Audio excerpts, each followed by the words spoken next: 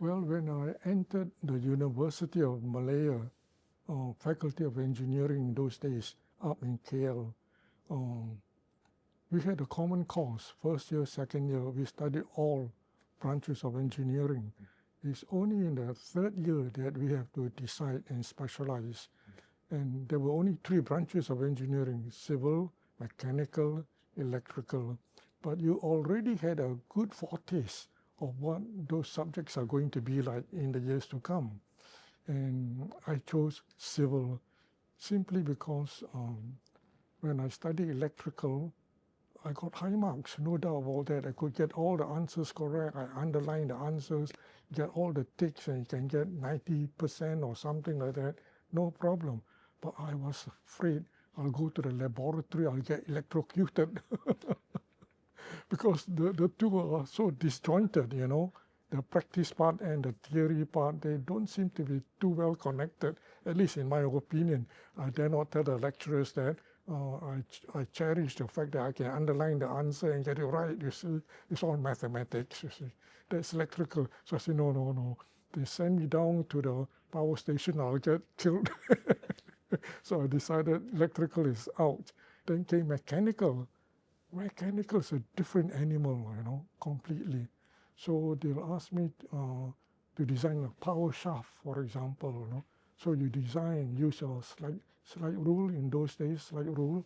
So you'll use your slide rule and you work it out, and you get maybe 3.5 inches, you know, for a shaft, transmission shaft.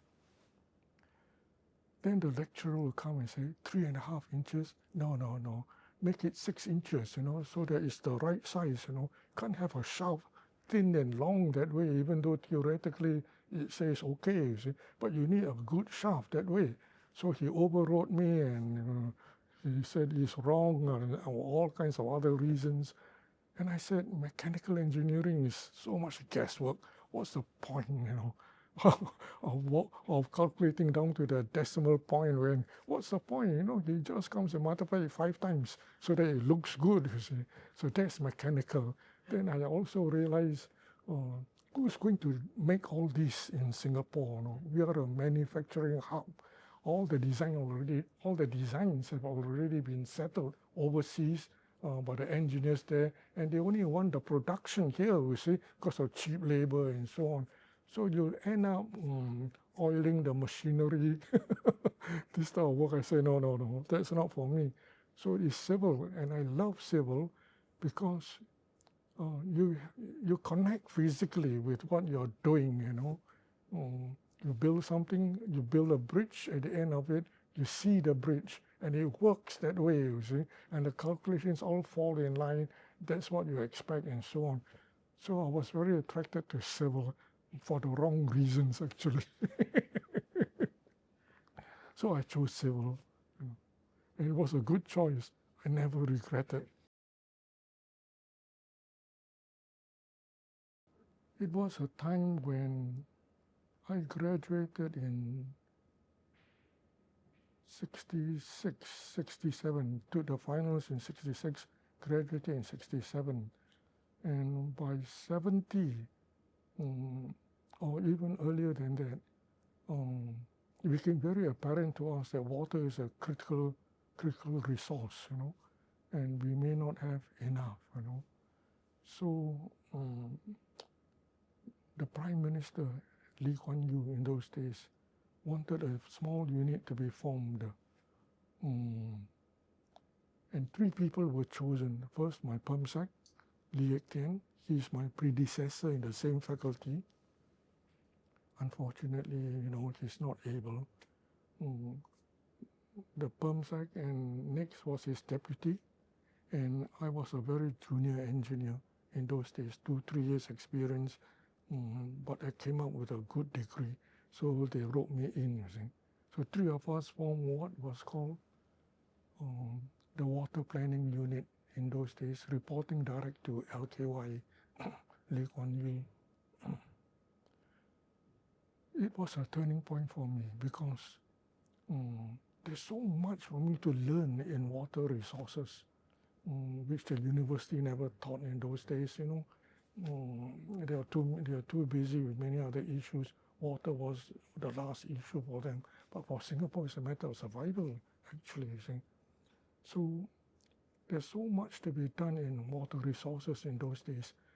Fortunately, that is a field also which is open for you to think through. You know what I mean? It's not a crowded field where everybody has thought about it and so on. But it's an open field. Nobody bothers too much about water, especially in Malaysia and so on.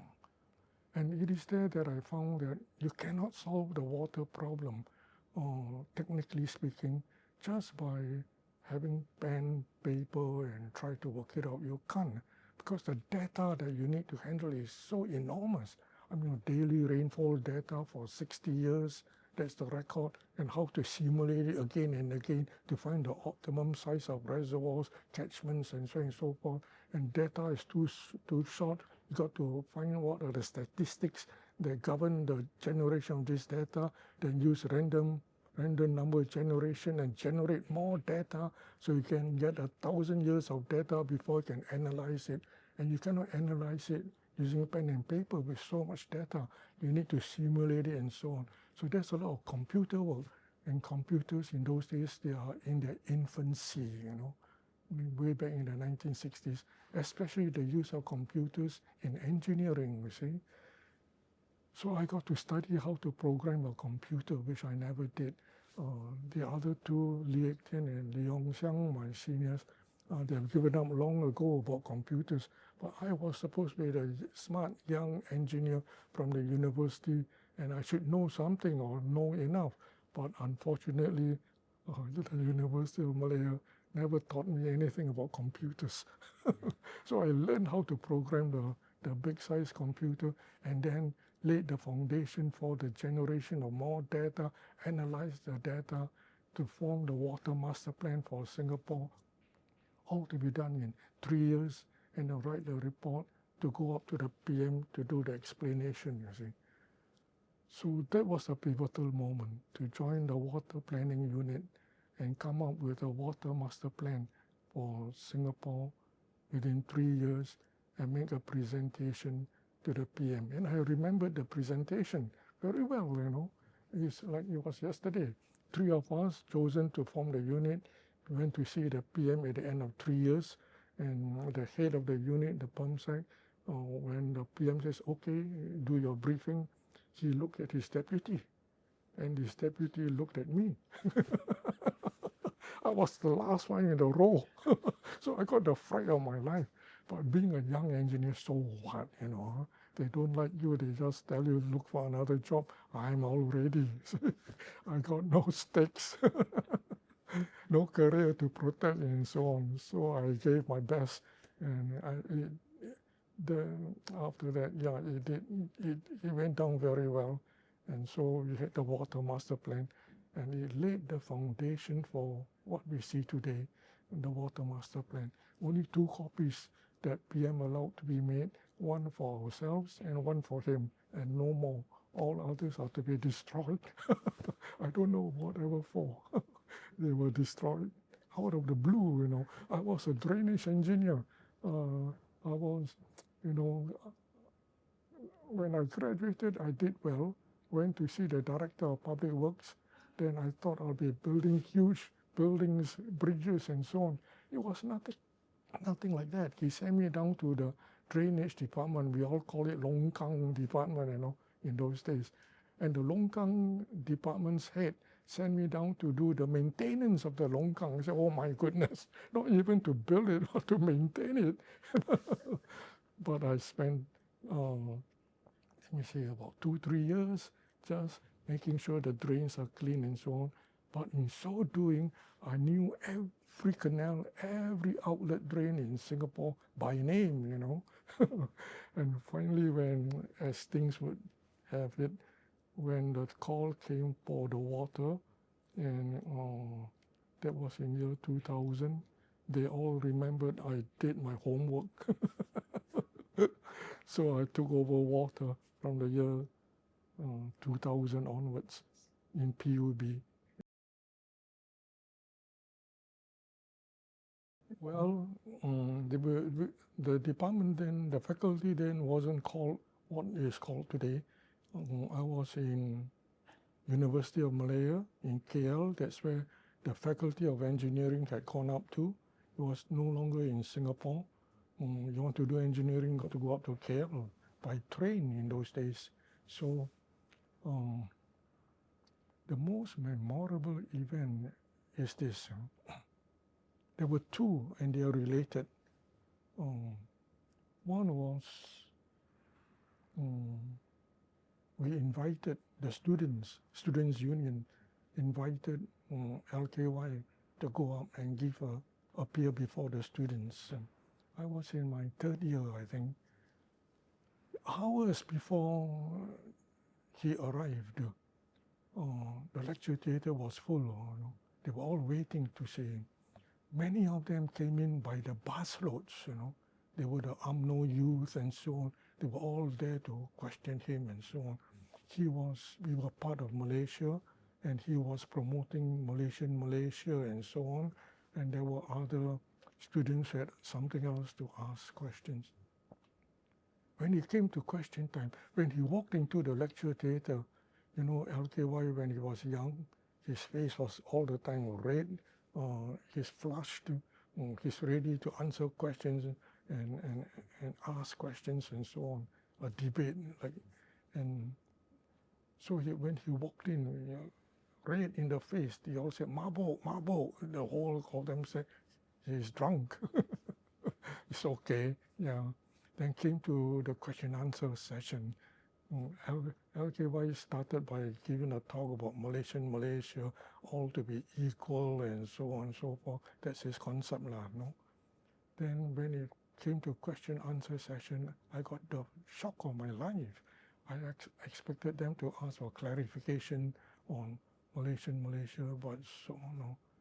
But the first question was from a youth leader from UMNO. He asked PM, he's not the PM at that time, just LKY. He asked LKY, what is your position regarding the sultans in the Malaysia concept? What is the position of the sultan? And I was completely taken aback, completely. It was like talking at different wavelengths, Here is the UMNO youth more concerned about the sultan and his position. We were all concerned about the details of Malaysia and so on. That's our primary area of concern. Will there be give and take here and there, and what will we be in for? None. It was about the sultan. And I said, my goodness, if we carry on like this, talking at cross wavelengths and no meeting of the minds, then I think it just won't work. LKY got their thinking wrong. They got LKY's thinking completely wrong. And how are we to get together that way, you see?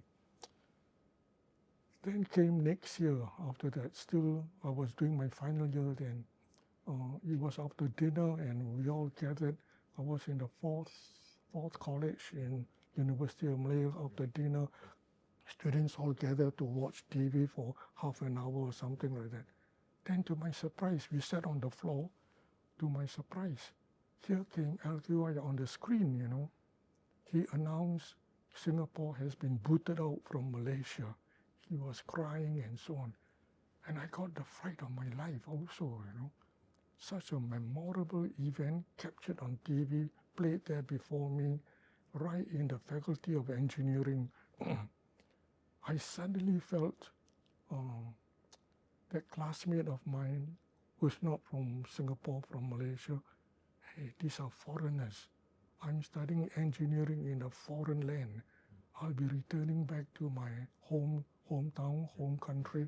I better study hard, do well, go back, Suddenly, the alienation between students took place, and that was very memorable. These two events, he announced about it, and I said, oh my goodness, what are we to survive on, We got something like 1.5 million mouths to feed, no jobs and so on, no army, no defense. In fact, later on we heard there's a column of tanks going down the trunk road towards Singapore. That column of tanks was led by a General, Winston Choo, and he was headed for Singapore. Whether was he there, whether is there going to be political turmoil, and he's heading for the Istana. And we said, oh my goodness. But later on, to our relief, he submitted himself, Winston Choo submitted himself to the civilian government, and we all breathed a sigh of relief, you know. Those were memorable events. You see, we did the first water master plan way back in the early 70s, and I led the way because of computers and so on. That's okay. Because I was a young engineer, I could dream dreams, you know. So I dreamt of the day where, after the first, it's a 3-year study program. After the first year, we all realized we will never have enough water, natural water. That somehow or other we need to find a different source of water, apart from the imported water from Malaysia. And the only solution actually is water reuse in a closed loop system. Water reuse in an open loop system, everybody knows. The farm, the household, the factory will discharge the wastewater for the farmers to take up, to use, and so on. It goes downstream, and finally it goes out to the next city, all the way down to the sea. Then you can say it's water reuse, but in a closed loop. An open loop system, you see. But the exciting thing I found in the water master plan is water reuse in a closed loop system. We are able to recover the water, treat it to a potable standard, and reuse it, you know. And the mathematics of it is similar to that we studied in electronics, you know. The feedback system, you know. You know, the shrieking noise you hear when there's a feedback in an audio system, that's because what you say got caught up by the amplifier, amplified once more, it goes round and round that way. The more sound it collects, the louder the shriek. So there's an exponential impact on the ability to supply the water if you're able to recycle it that way. In fact, you can recycle every drop. You don't need the natural water, you see. Of course, it's impossible. But even if you were to recycle, say, 3/4, then a reservoir that you are able to recycle, say, 3/4 of the wastewater, you polish it up and send it back to the population. Then for that particular 100 million gallons of water you have, you can supply, let me see, 400 million gallons, 4 times the original supply of the reservoir, because it multiplies that way, you see. So for 3/4 of recycling, you can supply 4 times what the reservoir could normally do. Wow, that is it, you see. Because if you can do that, then you would have solved the water problem for Singapore. Natural water, not enough, recycle the water. Then if you can dissolve the water, you add more to it, you see, because that dissolved water can again be recycled. So you have an enormous amount of water, you see. But that was only a dream I had when I was doing the first water master plan. There's no technology that can do that. We had waited something like 30 years until the year 2000 before that technology became apparent that it can be done. We got the digits there. All we have to do is to assemble it, optimize it, make sure that it works on the laboratory scale. Then there you are. We can do it that way. We were following the research done in Orange County in the US, which is very well known for water reuse. and they were experimenting along those lines. We didn't have to do it ourselves. They got all the PhDs there to try to do it. We were just having to follow behind them in knowledge. But once we could see the daylight through it, we poured in the money. We are a single-tier government. We don't need to get provincial approval, then countrywide approval, then go up to get federal, and that'll take years. We are a single-tier government. Just we and the government, we decide and we move on. So that's what we did. So we caught up, overtook them, and we were the first to produce what today we call new water. That I would say was what we discovered. I wouldn't say it is a new technology. It's just putting in those technologies that didn't work last time because of manufacturing issues. But today, by the year 2000, it can work because manufacturing technology has improved tremendously, prices are coming down, and therefore it is feasible. We call it membranes today, but in those days, membranes were, we tried this type of technology, In fact, we built the first plant successfully. Some of us even drank the reclaimed water, which is potable, reached WHO standards, but the technology, manufacturing technology, has not matured yet. In other words, every few days the membrane will leak, will break down and so on, and you can't build a municipal plant running that way, It's like me making a car for you, and every week you go to the workshop, you say, how can I use it that way? You must run at least 6 months, you see. So it's the manufacturing. So once the manufacturing of all these components are okay, reach a certain mark, we know we can succeed, you see. That was the year 2000. So it took us something like 30 years waiting for that idea to become a reality,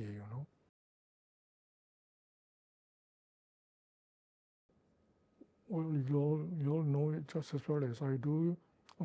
Artificial intelligence is going to lead the way in all its varied forms. But leading the way would be neural networks. The neural network where you can train it, and by self-learning it gets better and better. And the neural networks that we experimented with in the early days, they were what we have in a handphone today. You use the handphone often enough. I want to call my wife. I just have to say a few words, and all the other words will come popping up for me to press and say, that's the word I want. It's because of the neural network that must have been built into the handphone. And by constant use, I've been training the handphone, what's the next word to expect, and so on. Neural networks, that way. So I think the bulk will be in this area, expanded. That will be leading the way, The trouble is, not only engineers, scientists can do that. So many other areas will be encroaching upon the area that we thought should be the domain of the engineers.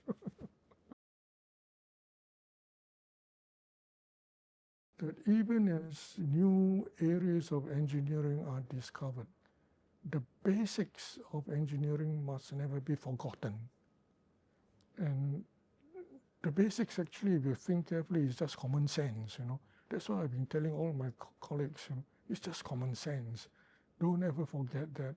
And you'll be surprised in life, as you go through life, you find that actually common sense is not so common, Not so common. But it's there in basic engineering, civil, electrical, mechanical. You're dealing with human beings at the very basic level, common sense, We must never lose that. Even though we may branch out into AI, artificial intelligence, and all these other areas, I wish the engineer will never forget his basic training. And he has seen me through so many other areas in life. I've been through the train system.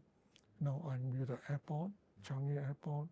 I've been through the water system, many other environmental systems. And the basic issue is maybe I call it systems engineering, systems thinking, to be able to think through a big issue, identify which are the critical areas, pour in the research in those areas, and get the solution out.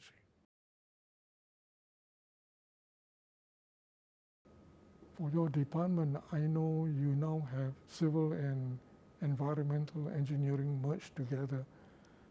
Environmental engineering is very broad-based. You can go to many other areas.